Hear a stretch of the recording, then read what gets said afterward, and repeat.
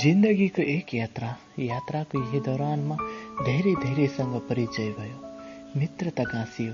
तर पनि त्यस दिनको त्यो दृश्यले पागल बनायो र मैले तिमीलाई असल मित्रता भन्दा पनि बढी उपमा दिएँ। आज मलाई अचम्म लाग्यो, किनकि परिचय हुनुभन्दा अगाडि तिम्रो नाम मनमा गुन्जियो। मनमा तिमी मुस्कुरायो र आँखाको मेरो लेन्सले तिम्रो तस्बिर कैद गरिसक्यो र मलाई यस्तो लाग्यो, किन म भित्र प्रश्न तेस्रिन्छ। मेरो मनले भन्छ तिमीलाई माया गरौँ, मेरो मस्तिष्कले भन्छ तिमीलाई प्रेम गरौँ। तर तिमीलाई कस्तो लाग्छ? म तिमीलाई निस्वार्थ प्रेम गर्छु भनेर त भन्न सक्दैन, किनकि मेरो प्रेममा पनि केही स्वार्थ लुकेको छ। मलाई यस्तो लाग्छ तिमीलाई चाहनु नै स्वार्थ हो। फुलिरहेको फूलमा भौमराले छड्के नजर लगाउनु पक्कै पनि केही स्वार्थ हो। फुलिरहेको फूलमा भौमराले छड्के नजर लगाउनु पक्कै पनि स्वार्थ भन्दा टाढाको कुरा हुन सक्दैन। यो मलाई पनि थाहा छ कि तिमीलाई भित्री हृदयदेखि माया गर्छु भनेर। भोलि गएर प्रमाण खोज्यो भने म शिर झुकाउन बाध्य हुन्छु। साँच्चै नै म प्रेमको कुनै प्रमाण दिन सक्दैन।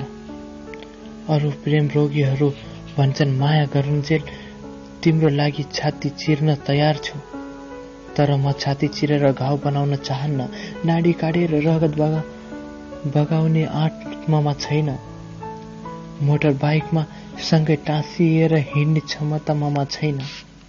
केवल छ त मसँग निश्चल एवं चोखो माया। त्यसैले म तिमीलाई बिन्ती गर्छु, तिमीले मसँग प्रेमको प्रमाण नखोज। मेरो प्रेममा भौतिक प्रमाण भन्दा आत्मासँग मिल्छ। प्रिय, म के भन्न चाहन्छु भने सँगै बाँच्ने कसम खान्छु, तर सँगै मर्ने कसम खान सक्दैन। जीवन हामीले सँगै जिएर बाँच्ने जस्तो मृत्यु असम्भव छ, किनकि भोलि म मर्दा न त तिमीले सँगै चितामा जलेर खरानी बन्न सक्छौ, न त म नै सक्छु। त्यसैले म तिमीलाई के भन्न चाहन्छु भने यथार्थको धराताल भन्दा बाहिर टेकेर कसम खान चाहदैन। शंका नगर है, म तिमीलाई निश्चल माया गर्छु। यसको अर्थ तिमीले मलाई माया गर भनेर त भन्न मिल्दैन। मेरो प्रेम कुनै नीति नियममा बाँधिएको छैन। यदि तिमीलाई म भित्रको प्रेम स्वीकार भए प्रेमको ताली बजाऊ, यदि छैन भने विरोधको घण्टी बजाऊ। र म अब तिमी जस्तो शिक्षित नारीलाई धेरै भन्न चाहन्न। यदि भन्दै यो प्रेम पत्रलाई बन्द गर्न चाहन्छु। स्वीकार गर ल।